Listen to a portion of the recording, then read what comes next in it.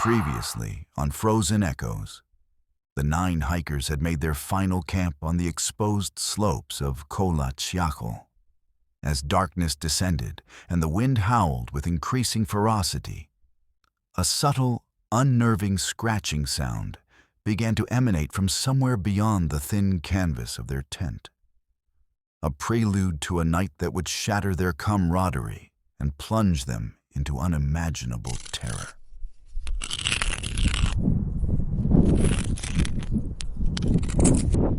Inside the tent, the initial unease might have been dismissed as the settling of snow or the wind playing tricks. But as the scratching persisted, a prickle of primal fear would have begun to take root.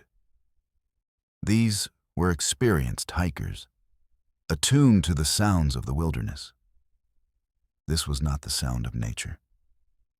Then, the tearing. A sharp, ripping sound that sliced through the howling wind, followed almost immediately by another, closer, more violent. Whatever was outside was no longer content with subtle intrusions. It was breaching their sanctuary.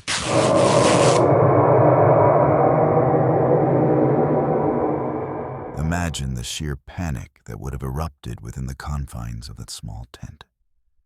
The sudden violation of their shelter, the unknown threat lurking just beyond the fabric.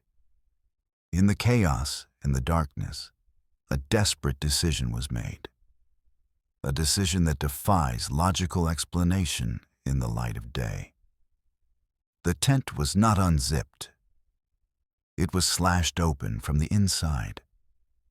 Why would experienced mountaineers, facing a potential threat outside in sub-zero temperatures, choose to tear their way out of their tent, leaving behind vital supplies and warm clothing? This single brutal act speaks volumes of the unimaginable terror that gripped them in those frantic moments.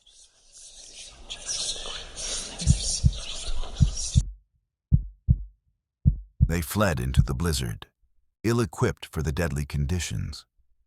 Some were without proper footwear, some without adequate layers of clothing. The lantern, their only source of light, was left behind or quickly lost in the swirling snow. Disoriented and exposed, they stumbled into the darkness, the biting wind and the driving snow their only companions.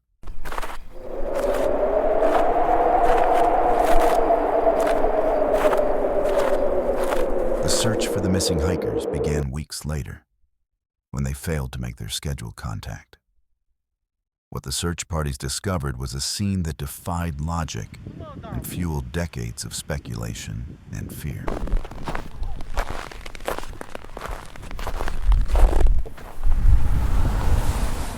The first bodies were found near the remnants of a small, hastily made fire, down the slope from the ravaged tent.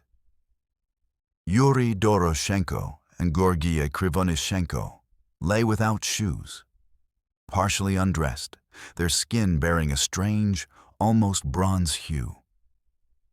There were no obvious signs of a violent struggle, no visible wounds that could explain their deaths in the extreme cold. As the search continued, the bodies of Igor Dyatlov, Zenaida Kolmogorova, and Rustem Slobodin were discovered at intervals between the tent and the initial discovery, as if they had been attempting to return to the relative safety of their shelter.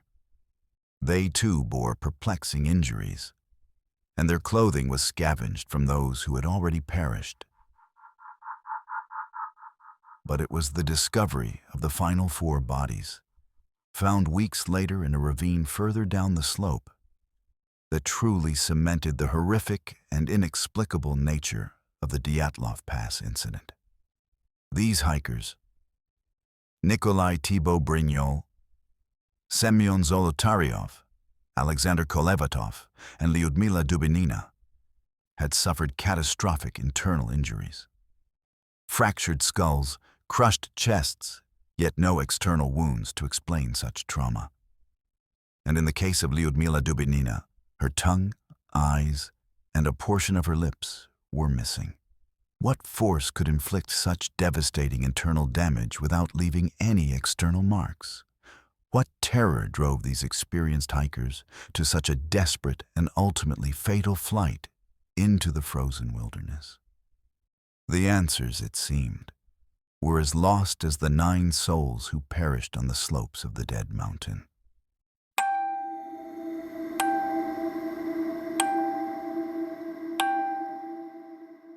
Incident remains unsolved, a chilling testament to the unpredictable and sometimes terrifying power of nature. Or perhaps something far more unnatural.